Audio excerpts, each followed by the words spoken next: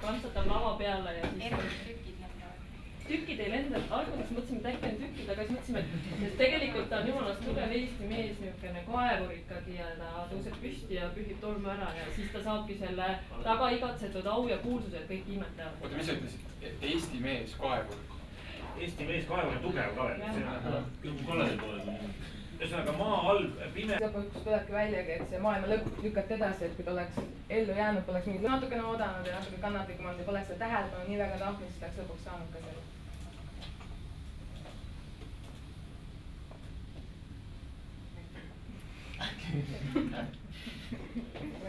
Põnevus üks tekib, et kui sa seda filmi vaatad, et siis nagu, et kas ta saab selle eesmärgi või ei saa, et mingi siuke point võiks sisse tulla selle, et ei oleks väga nii ilmselge need asjad, mis ta teeb. See jääbki nagu seda loogika, et kas ta lõpuks tapetud ennast või ei saa, kas lõpuks õnnelikult. 8 hulgas meil juba Venda ja Mihkel. Iseenesest dramaturgiliselt saab teha niimoodi, et ta tahab ennast ära tappa, enesetapp katse ebaõnnestub ja siis ta saab surma hoopis mingi muul moel. Ei, kinovaatajad tunneksid, et nemad on jäänud siia pinnale, aga sa võid ikka päikest... Nad lehvitavad ka kinovaatajale ja siis läheb kinni. Ja seal oleme ka meie kõik seal taga niimoodi. Filmidagute meeskond tervib. Lõpuks võiks olla siuke ühine pilt, seal kõik on koos, siis on suured plakat ees ja filmid algud ja kõik lehvitavad samal ajal. Kui ühine? Kui sa mõtled päris filmi lõpuks, kas sa tahad praegu räägida ainult sellest, kes siin stsenaariumid kirjutavad või siis pärast seda, kes on kõik näitajad? Üldse nii palju kui võimalik on seal. Teeme selle pildi kohe Punamäe tipust või kuskilt. Ei, ühiselt kuulsid saab sellest, ütlen ühe aega. Võiks olla, kuna on siuke suur projekt, et... Ja kui teeme selle... Aga mis, okei, räägime, aga mis see meie loos annab? Et olla ka sama objektiivne sinuga. Et olla sama, ei ma ole. Räägi, mis ta annab siis Brenda ja suhtel? Mõni veel, kes siiani ei uskunud näiteks väga, näeb telekas, et 10 000 Jõgevamaast liigub Hiiumaale. Siis hakkab mõtlema, et kurat. Peaks ka minema. See jama on. Jõgeval ilmselt kinnisvara hinnad kukuvad, lähme sinna või midagi sellist. Me räägime, me anname usutavuse millega, me anname hetkel usutavuse masside liikumiseks. See on küsimus on selles, et... Küsimus ongi, kuidas usutavust nagu ilmine on. Ma usun, et see masside liikumine on palju. Aga tõesti, kui televiisoris nähakse seda, meie tegelased näevad, noh, okei, ütleme siis, et keegi näeb ja muudab oma see.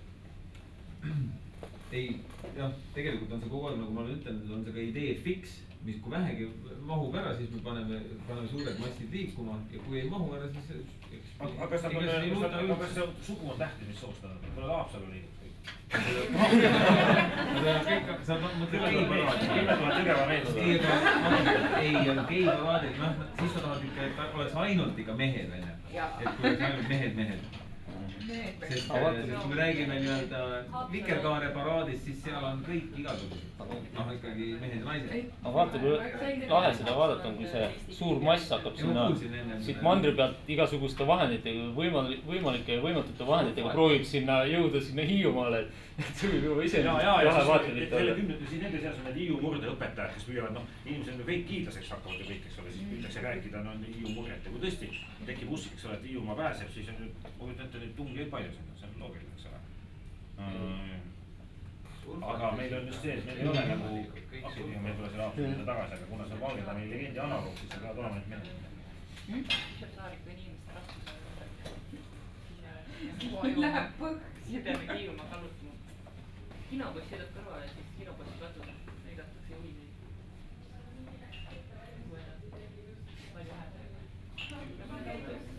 No jagab tasuta kroonikaid, et seal midagi toimub, inimesed loevad kroonikast, seal sinna saab, et sealt saab päästetud, on ju. Ja samas müüakse ka ketse, et panna inimeseid nagu kõndima, et siis tenniseid nagu müüa neile.